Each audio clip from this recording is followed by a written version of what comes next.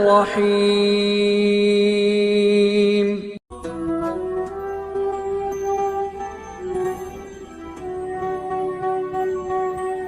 جب بنی امیہ کی سلطنت کا دور ختم ہوا تو بنی عباس کی حکومت کا دور چلا۔ یہ لوگ بنی امیہ سے بھی زیادہ سادات کے دشمن تھے۔ اسی سلسلہ عباسی کا دوسرا بادشاہ منصور دوا نے کی ہے اور اسی ظالم نے ہزاروں سیدوں کا خون بہایا ہے۔ اسی ظالم کی سلطنت میں سب سے زیادہ تباہی امام حسن مجتبی علیہ السلام کی اولاد پر آئی۔ ایسے نازک حالات میں حضرت امام جعفر صادق علیہ السلام بہت ہی احتیاط سے اپنی زندگی بسر فرما رہے تھے۔ جب منصور کا حسنی سادات پر ظلم روا رہا تو آخر کب تک یہ ظلم حسنی سادات برداشت کرتے؟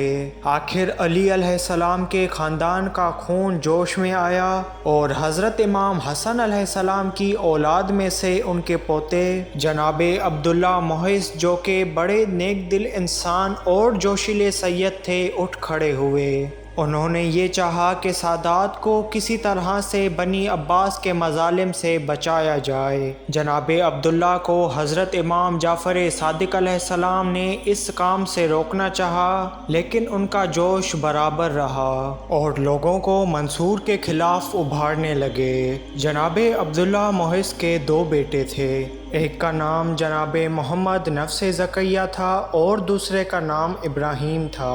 دونوں بیٹوں نے اس کوشش میں پورا حصہ لیا۔ منصور دوانیکی کو جب ان کے ارادوں کا حال معلوم ہوا تو اس نے ان سادات کی گرفتاری کے لیے ایک فوج بھیجی اور تقریباً 70-75 آدمی جن میں نوجوان، بوڑھے اور بچے بھی شامل تھے گرفتار کر لیے گئے۔ یہ ستم رسیدہ قافلہ جب مدینے سے نکلا تو ہر ایک اپنی مجبوری، بے گناہی اور بے کسی پر روتا ہوا نظر آتا تھا۔ وہ بے مثل و بے نظیر جوان جو ہمت و دلیری میں پورے عرب میں مشہور تھے، گلے میں توق اور ہاتھوں میں زنجیریں پہنے ہوئے، شرم و حجاب سے گردن نیچے کیے ہوئے، لاغر اونٹوں کی پیٹھ پر بیٹھے ہوئے مدینہ رسول سے نکل رہے ہیں۔ جب حضرت امام جعفر صادق علیہ السلام کو اپنے کنبے کی گرفتاری کا حال معلوم ہوا تو امام علیہ السلام بے چین ہو گئے اور اسی بے چینی کے عالم میں امام علیہ السلام مسجد رسول کے دروازے پر کھڑے ہو گئے کہ اتنی دیر میں مظلوم حسنی سادات کا قافلہ یہاں سے گزرا۔ جب حضرت امام جعفر صادق علیہ السلام نے یہ حال دیکھا تو آپ زار و قطار رونے لگے اور فرمایا، خدا کی قسم آج کے بعد سے حرمت حرم خدا اور رسول محفوظ نہ رہے گی۔ اسی واقعے سے امام علیہ السلام پر اتنا اثر پڑا کہ اسی روز سے آپ بیمار رہنے لگے اور تقریباً 20 دن تک آپ اسی تکلیف میں رہے کہ قریب تھا کہ آپ کی روح پرواز ہو جائے۔ امام علیہ السلام چاہتے تھے کہ کسی طرح آپ اپنے چچا جناب عبداللہ محض تک جائیں اور تسلی و دلاسا دیں، مگر امام علیہ السلام کو وہاں نہ جانے دیا جاتا تھا۔ جناب عبداللہ کے دونوں فرزند محمد نفس زکیہ اور ابراہیم روپوش ہو گئے تھے اور یہ دونوں سید زادے صحرائی عربوں کا بھیس بدل کر رہنے لگے تھے۔ چنانچہ اسی بھیس میں وہ ایک روز اپنے بابا جناب عبداللہ محض سے ملے۔ جناب عبداللہ محض نے اپنے دونوں فرزندوں سے کہا کہ اس ذلت بھری زندگی سے عزت کی موت بہتر ہے۔ منصور اس وقت کوفہ میں تھا جب حسنی سادات کے قیدی اس کے سامنے پیش کیے گئے۔ اس نے ان سب کو اس جگہ قید کرنے کا حکم دیا جہاں روشنی اور تازہ ہوا نہ ہو۔ چنانچہ کچھ ہی روز کے بعد یہ قیدی مرنے لگے۔ حد تو یہ ہے کہ ان کی لاشوں کو بھی قید خانے سے نہ نکالا گیا۔ اسی وجہ سے وبا پھیل گئی اور ہر روز 2-4 مرنے لگے۔ حسنی سادات اس قید خانے میں بڑی عبرتناک زندگی بسر کر رہے تھے، لیکن اس عالم میں بھی ذکر خداوندی اور عبادات سے غافل نہ رہے۔ قید خانے سے مسلسل تلاوت کلام پاک کی آوازیں بلند ہو رہی تھیں۔ اب ادھر جناب محمد نفس زکیہ نے ایک بڑی تعداد میں فوج جمع کی اور مدینہ منورہ پر قبضہ کر لیا اور منصور پر چڑھائی کرنے لگے۔ لیکن چند ہی روز بعد منصور کی فوج نے پھر آ گھیرا اور محمد نفس زکیہ ان کی فوج کی تاب نہ لا سکے، بالآخر شہید کر دیے گئے اور ان کا سر کاٹ کر منصور دوانیکی کے پاس بھیج دیا گیا۔ ظالم منصور نے ان کا سر ایک تشت میں رکھوا کر قید خانے میں ان کے بوڑھے باپ جناب عبداللہ محض کے پاس بھیج دیا۔ جناب عبداللہ محض اس وقت نماز میں مشغول تھے کہ سر کو ان کے مصلی کے قریب رکھا گیا۔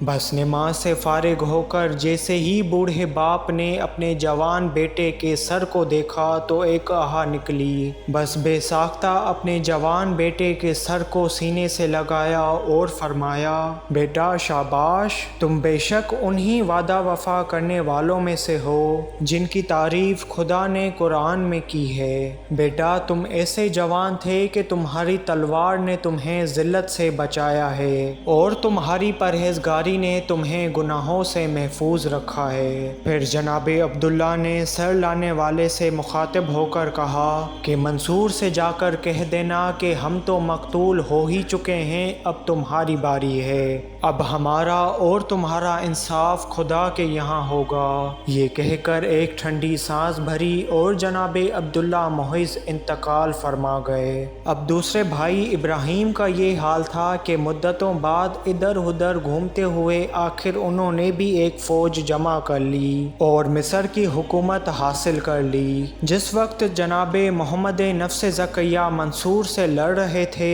اسی وقت ابراہیم ان کی مدد کو آنا چاہتے تھے، مگر منصور نے راستے بند کر رکھے تھے اور حالات ممکن نہ تھے۔ بہرحال ابراہیم اپنے لشکر کے ساتھ کوفہ کی طرف روانہ ہوئے اور الحمرا کے مقام میں خیمہ زن تھے کہ منصور کی فوج بھی وہاں آ گئی۔ دونوں لشکروں میں وہیں سخت مقابلہ ہوا اور سینکڑوں آدمی مارے گئے۔ ابراہیم فتح پا رہے تھے اور دشمن کی فوج بھاگ رہی تھی کہ ابراہیم کی فوج ان کے پیچھے تھی، مگر اس نیک دل سید کو ان کی حالت پر رحم آ گیا اور اپنے سپاہیوں کو ان کے تعاقب سے روک دیا۔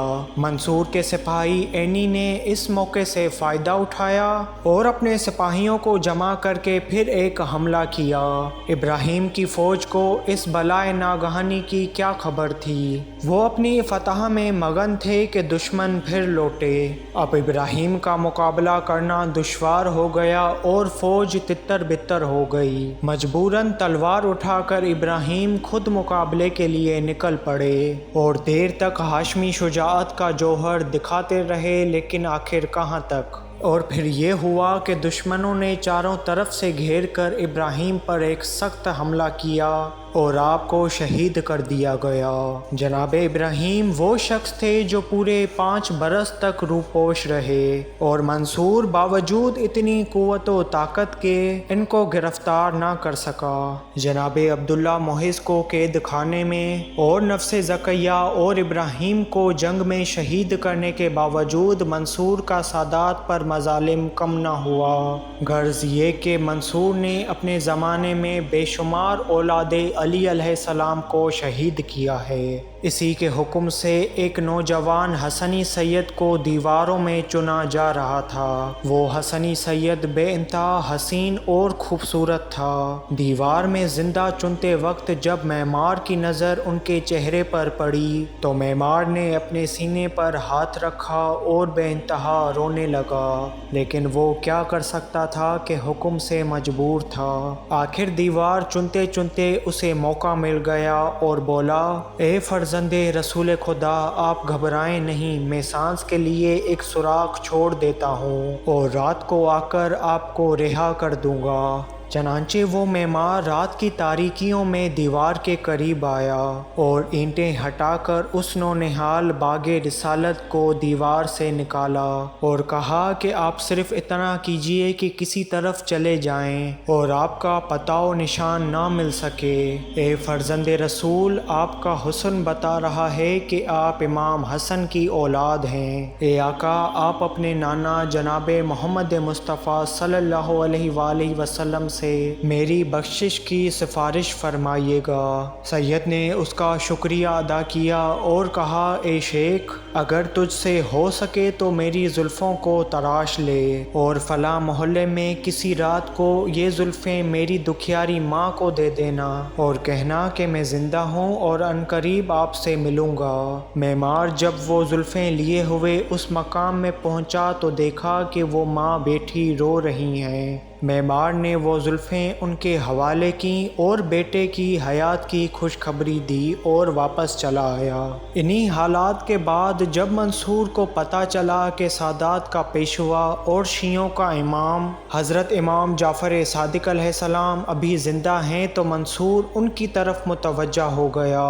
منصور اسی فکر میں تھا کہ اس کے مشیر نے اس سے وجہ پوچھی۔ منصور نے کہا کہ میں نے علویوں کو اور آل فاطمہ کی بڑی تعداد کو فنا کے گھاٹ اتارا ہے مگر ان کا پیشوا ابھی تک زندہ ہے۔ اس نے پوچھا وہ کون ہے تو منصور نے کہا جعفر بن محمد ابھی زندہ ہیں۔ مشیر نے کہا کہ جعفر بن محمد تو ایسے شخص ہیں جو ہمیشہ یاد خدا اور عبادات میں مشغول رہتے ہیں، وہ دنیا سے کچھ تعلق نہیں رکھتے۔